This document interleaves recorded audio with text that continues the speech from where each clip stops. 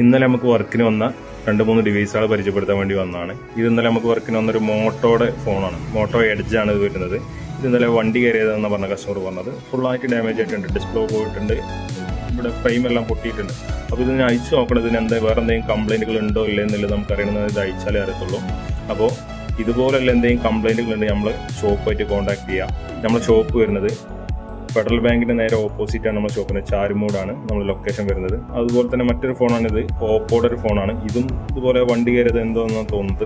ഫുള്ളായിട്ട് ഡാമേജ് ആയിട്ടുണ്ട്. ഡിസ്പ്ലേ പോയിട്ടുണ്ട്. ഫ്രെയിമിനൊന്നും ഇതിന് പൊട്ടലൊന്നും അല്ലാതെ വന്നിട്ടില്ല. അപ്പോൾ ഇതും നമുക്കൊന്ന് ഡിസ്പ്ലേ മാറണം. ഡിസ്പ്ലേ മാറിയാൽ ഇതിന് വേറെ എന്തെങ്കിലും കംപ്ലൈൻറ്റുകൾ ഉണ്ടോ എന്ന് അറിയുള്ളൂ. അതേപോലെ തന്നെ പ്രീമിയം ഫോണായ ഐഫോണാണ് വന്നിട്ടുള്ളത്. ഇത് പറഞ്ഞാൽ ഇത് ഒരു പ്രാവശ്യം കസ്റ്റമർ ഡിസ്പ്ലേ എല്ലാം മാറിയതാണ്, പക്ഷെ ഇത് തറയിൽ വീണിട്ട് വീണ്ടും കംപ്ലൈൻ്റ് ആയിട്ടുണ്ട്. ഇപ്പോൾ സെറ്റ് ഓൺ ആവുന്നില്ല. അപ്പോൾ ഇത് നമുക്ക് ഫുള്ളായിട്ട് ചെക്ക് ചെയ്തിട്ട് ഡിസ്പ്ലേ മാറി സെറ്റ് ചെയ്യണം.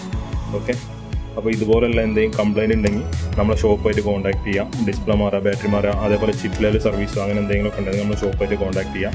ലാപ്ടോപ്പുകളുടെ കംപ്ലൈൻറ്റുകളും നമ്മളിവിടെ റിപ്പയർ ചെയ്യുന്നുണ്ട്. ലാപ്ടോപ്പിൻ്റെ ഡിസ്പ്ലേ മാറില്ല, ബാറ്ററി മാറില്ല, കീബോർഡ് ചേഞ്ചിങ്, ഇതുപോലുള്ള എല്ലാ കംപ്ലൈൻറ്റും നമ്മളിവിടെ റിപ്പയർ ചെയ്യുന്നത്. അപ്പോൾ അതുപോലുള്ള എന്തെങ്കിലും കംപ്ലൈൻറ്റ് നമ്മൾ ഷോപ്പായിട്ട് കോൺടാക്ട് ചെയ്യുക. കോൺടാക്ട് നമ്പർ നമ്മൾ ഈ വീഡിയോയുടെ താഴെ കൊടുക്കുന്നുണ്ട്. അപ്പോൾ നമ്മൾ ഷോപ്പായിട്ട് കോൺടാക്ട് ചെയ്യാം. അതുപോലെ തന്നെ നമ്മൾ ഈ പേജ് ഒന്ന് ഫോളോ ചെയ്യുകയും ചെയ്യും. ഓക്കെ.